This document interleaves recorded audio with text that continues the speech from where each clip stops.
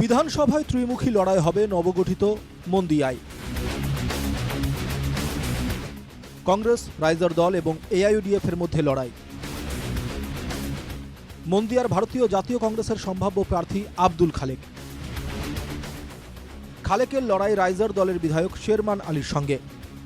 Congress, raiser দলের এই লড়াইয়ের সুবিধেই এআইইউডিএফ এর রফিকুল মন্দিয়ায় এগিয়ে আছেন তিনি, ঘোষণা করে দিয়েছেন শেরমান। এআইইউডিএফ ছেড়ে কংগ্রেস এবং এরপর কংগ্রেস ছেড়ে রাইজার দলে যোগ দেন বাগবরের বিধায়ক শেরমান আলী। বাগবরের বিধায়ক তিনি, তাই মন্দিয়ায় তিনিই এক নম্বরে। শেরমানের এই দাবিকে নিয়ে কটাক্ষ করেছেন এআইইউডিএফ এর রফিকুল ইসলাম। জালুকবাড়িতে শুক্কুর আলীও জয়ের স্বপ্ন দেখেন। বাকী থাকিলে আজিৰ দিনতো মই ক'ব বিচৰা নাই কোন 2 নম্বৰ থাকিব, 3 নম্বৰ থাকিব, 5 নম্বৰ থাকিব।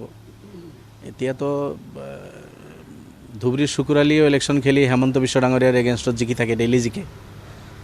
গতিকে প্ৰত্যেকজন কেণ্ডিডেটেই তো নিৰ্বাচন খেলি জিকাৰ কথা ক'বই, আৰু তাতে আৰু ক'বই, কোনোবা কৈছে যদি মই তাত ক'ব লগা একো নাই।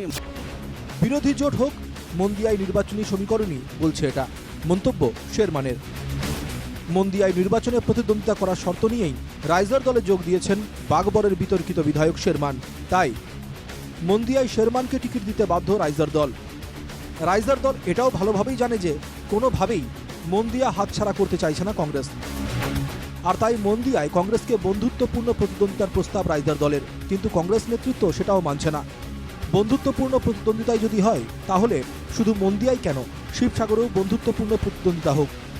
মন্দিয়ায় কংগ্রেসের অন্যতম টিকিট প্রত্যাশী আব্দুল খালেকের সাফ কথা যে বিজেপিৰ বিৰুদ্ধে 1-to-1 ফাইট হ'ব লাগে, আৰু বিজেপিৰ যি সহযোগী দল বি টিম, চি টিম যি বুলি কয় ইউডিএফ, কাৰণ তেওঁলোকেও বিজেপিক সহায় কৰে, তেওঁলোকৰ বিৰুদ্ধেও ফাইট কৰিব লাগিব।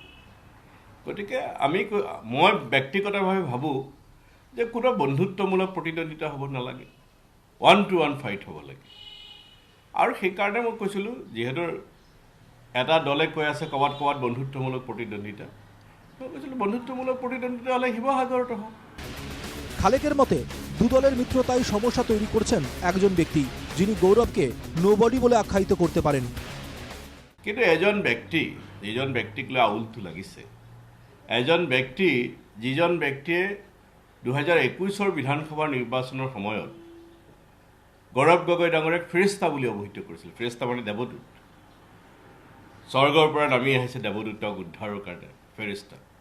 এতিয়া সেইজন মানুহে গৌৰৱ গগৈক কৈছে নৱদী বুলি। কোনোভাবেই রণক্ষেত্র ছেড়ে পালাবেন না, দৃঢ় সংকল্প খালেক। এমনকি কংগ্রেস ছেড়ে নির্দল হয়েও প্রতিদ্বন্দ্বিতা করতে আগ্রহী নন তিনি। কেতিয়াও নিৰ্দলীয় প্ৰতিদ্বন্দ্বিতা নকৰোঁ, সেইটো মই স্পষ্ট কৰি দিছোঁ। বন্ধুত্বমূলক দিলেও আপোনাৰ আপত্তি নাই? নাই, সেইটো দলৰ সিদ্ধান্ত। আই এম নট নৱতী। মই এই সম্পৰ্কত সিদ্ধান্ত ল'ব নোৱাৰোঁ, আৰু মই যোদ্ধা হয়, মই যুদ্ধক্ষেত্ৰৰ পৰা পলায়ন নকৰোঁ, মই এইটো কথা কৈ দিছোঁ। মই যোদ্ধা হয়, ৰাজনৈতিক কৰ্মী যোদ্ধা হয়, যুদ্ধক্ষেত্ৰত দলে মোক য'ত নমাব তাতে মই নামিম। মন্দিয়ার নির্বাচনী সমীকরণ তাই জটিল, খুবই জটিল। তবে এটা ঠিক, বিরোধী জোটের দুই প্রার্থী হলে অবধারিতভাবে তার ফায়দা নেবে এআইইউডিএফ, এবং এ নিয়ে সন্দেহের কোনো অবকাশ নেই। Bureau report, NKTV Bangla.